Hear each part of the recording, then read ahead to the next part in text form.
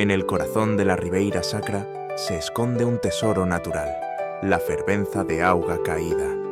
Este impresionante salto de agua, rodeado de vegetación autóctona, desciende en varios escalones, formando pozas cristalinas que invitan a la calma. La ruta para llegar hasta aquí es corta, pero intensa, con senderos entre bosques que regalan vistas únicas.